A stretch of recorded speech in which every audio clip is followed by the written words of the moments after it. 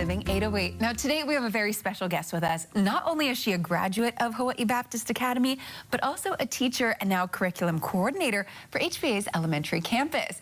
Traci Morihara is here to share about how HBA is prepping our next generation of leaders and innovators, and also to give us an inside scoop of the work happening in classrooms. Aloha, Traci. Thanks for having me today. Of course, so happy to have you. And I love that you're here because you're the person to talk about HBA since it's been so much of your life. So let's talk about it. How long have you been working at HBA and how have you seen the curriculum evolve? I've been blessed to be a part of the HBA family for almost 30 years now, both as a student and as well as an educator. And over the years, actually, some of the things at HBA have remained the same.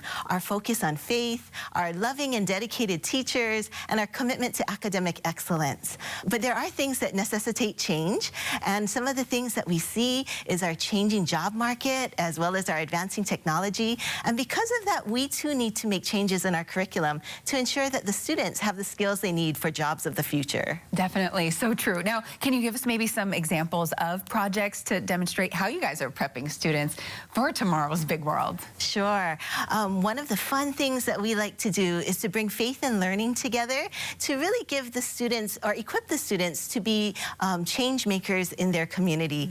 Our third grade class right now is studying about weather, and they learn they learn all kind of things about the weather, including severe weather events like hurricanes. So one of the activities that they do is that they build and they design a model of a hurricane-proof house. Nice. Now, sometimes the houses don't look exactly like our houses do in real life, but it's really about the process. It's about helping them to see real problems, collaborate together to make changes, and to design solutions to those problems, to persevere through challenges, as well as to really use their successes and their failures to improve their designs. That's so important. I like that. And instilling it at such a young age, too. That's really neat. I have another example, please. if that's okay. More projects. Let's hear it. One of the other things we really want to do at HBA is help our students care for and appreciate the natural world around them and really plan and work toward a sustainable future. So our students are involved in worm bins. They collect paper waste as well as food waste to feed the worms, and the worms in turn that into great vermicast that is wonderful for our gardens. They also upcycle things to turn trash into treasure, and they're learning how to grow food hydroponically and sustainably. Oh my gosh. Okay, the examples you just gave were weather and sustainability, which is my jam. Yay. I love that so much. Awesome. And those are so important. They really And one other thing that's really important at our school is giving back to the community.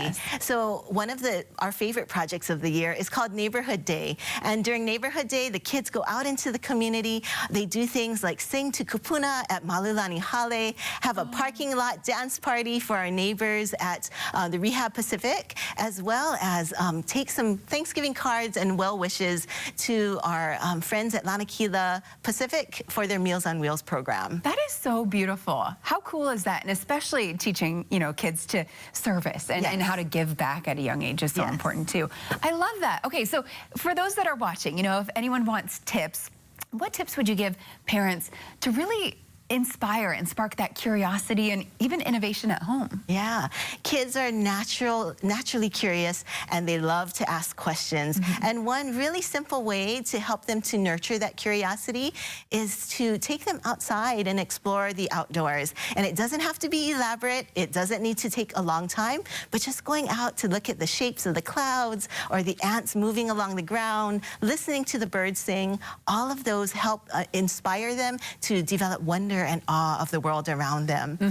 We know that kids, too, also love technology. So for those that love technology, we encourage our families to look for apps and programs that make the kids the creators of the video game more than just the players of the video game, or the producers of the video more than just the watchers of those video games. And those types of apps and programs really helps them develop their creativity as well as their innovative thinking. I love that. And I love how you guys really want to cultivate that at such a young age. So if people are watching, you know, they're interested about HBA, your curriculum, your programs, or want to learn more about maybe even enrolling their kids, where do we go for more info? Well, we have an open house coming up on November 18th. So we welcome everyone to join us. It's for our elementary, middle, and high school campuses. And if families aren't able to join us, then we invite them to call our school and set up a personal tour with our admissions team.